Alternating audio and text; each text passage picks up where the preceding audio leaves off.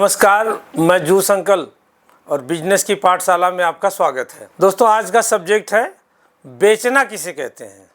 अब मेरे एक दोस्त ने मुझसे कहा कि बेचना उसे कहते हैं अगर आप गंजे को कंघी बेच दो तो उसे बेचना कहते हैं। अगर तुम आज गंजे को कंघी बेचोगे ना तो आज अपनी खोपड़ी खुजलाएगा और जब कल तुम उसे मिलोगे तो तुम्हारा बाल नोचेगा। इसलिए गंजे को कंघी नहीं बेचना है, कंघी बाल वाले को बेचना है। तो फिर बेचना किसे कहते हैं। अगर किसी ने आपसे कहा कि सेव क्या रेट है तो आपने बोला 100 रुपये किलो, उसने कहा डाल दो, तो तुम लिफाफे में 5 सेव के अंदर एक सड़ा हुआ डाल दिए, तो क्या इसे बेचना कहते हैं? नहीं। किसी ने कहा खाना क्या रेट है, आपने कहा 100 रुपये की प्लेट है, उसने कहा लगा दो, तुम फटाफट दाल भरे, सब्जी भरे, 4 रोटी रखे और सूखी हुई प्याज दे के थाली दे दिए, क्या इसे बेचना कहते हैं? नहीं। या आपसे किसी ने कहा कि भैया चीनी क्या रेट है, तो पिछले हफ्ते तो वो 100 की 2 किलो थी लेकिन अभी 80 की 2 किलो हो गई, लेकिन तुम धीरे से उसमें चालबाजी किए और उसको 90 रुपये में 2 किलो बेच दिए। और जब वो घर गया तो पड़ोसी से पता चला कि नहीं, चीनी तो 40 रुपये किलो हो गई। तो क्या इसे बेचना कहते हैं? आखिर बेचना क्या है? तो दोस्तों, इसको बेचना ही नहीं कहते, इसको चेपना कहते हैं। बेचना उसे कहते हैं अगर आपके पास कोई ग्राहक आया, उससे आपकी बात हुई, उसको आपका व्यवहार अच्छा लगा, आपकी सर्विस अच्छी लगी और रेट अच्छा लगा, इसके बाद जो डील फाइनल हुई और उसने आपसे सामान खरीदा और जाते समय धन्यवाद किया, इसे बेचना कहते हैं। ये एक आपने न्यू डाल दिया। फिर अगर वो कस्टमर रिपीट आता है तो समझो कि ये सेल हुई है, आपने बेचा है, ये मार्केटिंग हुई है। अदरवाइज अगर आप चालबाजी करके सामान बेच रहे हैं तो उसको बेचना नहीं कहते हैं, चेपना कहते हैं।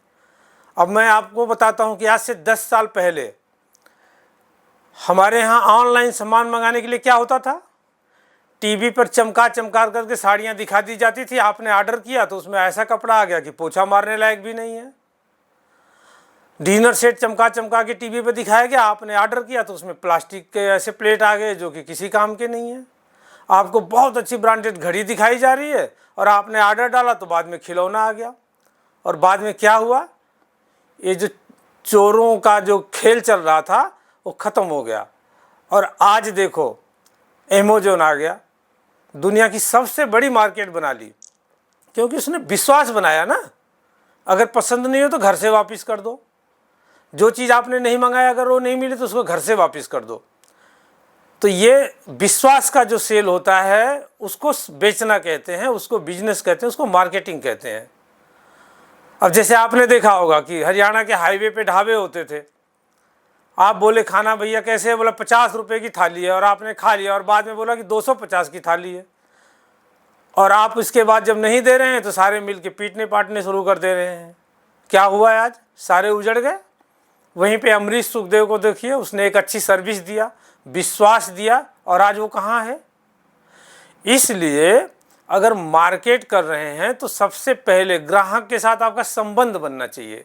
ग्राहक आपके पास आए, आपने उससे अच्छी बात की, उसके साथ अच्छी डील की, उसको आपका सौदा भी अच्छा लगा, आपका रेट भी अच्छा लगा और आपकी सर्विस अच्छी लगी, उसके बाद जो सेल होती है उसको बेचना कहते हैं, उसको सेल कहते हैं, उसको मार्केटिंग कहते हैं। ये मजबूत तरीका है। ये चेपने का जो तरीका हिंदुस्तान वाला है इसको बंद कर दीजिए।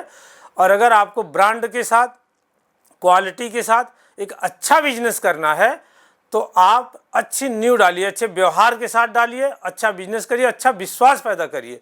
जब आप विश्वास बेचते हैं तो उसके बाद जो ग्राहक बनता है वो होती है असली मार्केटिंग, वो होता है असली बिजनेस।